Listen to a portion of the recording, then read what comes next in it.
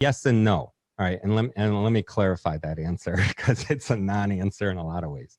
Yes, because I've done it. My core business of selling on Amazon that started in 2009 is 100% outsourced.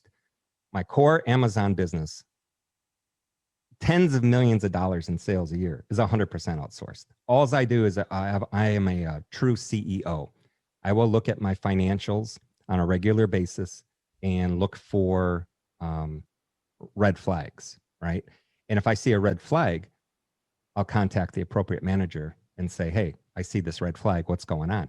If they have an answer, then everything's cool. If they don't have an answer, then we have a problem, right? I'm intrigued about the way that you outsource as well. So, when you've done it that many times, you've obviously got some kind of system or process that you put in place that you go, okay, this is the path that I'm going to take, and I know how to take that from this is the steps to this is the outsourced team that I'm now going to put in place.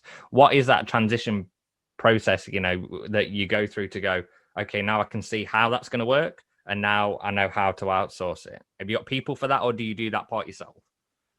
Well, it always starts with me understanding everything that's involved. I don't, I'm not to the point where I'm going to hire somebody and say, learn how this business runs and then figure out how to outsource it.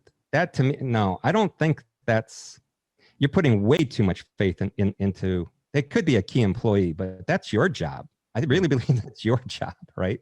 So on any income profit center that I'm looking at, I'm going to know exactly how everything works from nuts to bolts, right? That's when you're the chief cook and bottle washer, all right? You're figuring it out yourself. Once you understand it, you're then able to create the SOPs, all right? The standard operating procedures. We had to pivot, and pivot it's not just a word, it's a lifestyle. Trust me. If you're an entrepreneur, I got pivot tattooed on my left butt cheek. Okay. It's that important.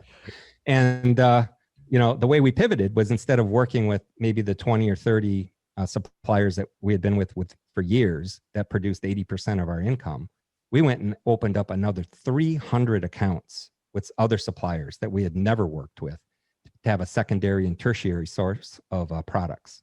So our database just really multiplied. And now it's probably one of my most valuable assets, because people that want to sell products profitably, the very first thing they run into is, well, where do I get these products? Yep. Well, if they could answer that question, they'd be millionaires, right? Because it's pretty simple. If you know where to go buy something for $1 and sell it for $2, you certainly don't need my database, right? But in any event, pivoting is what really saved us last year. And be prepared. Attitude is everything. Having your mental strength is the best thing you can do for yourself. Fantastic stuff there.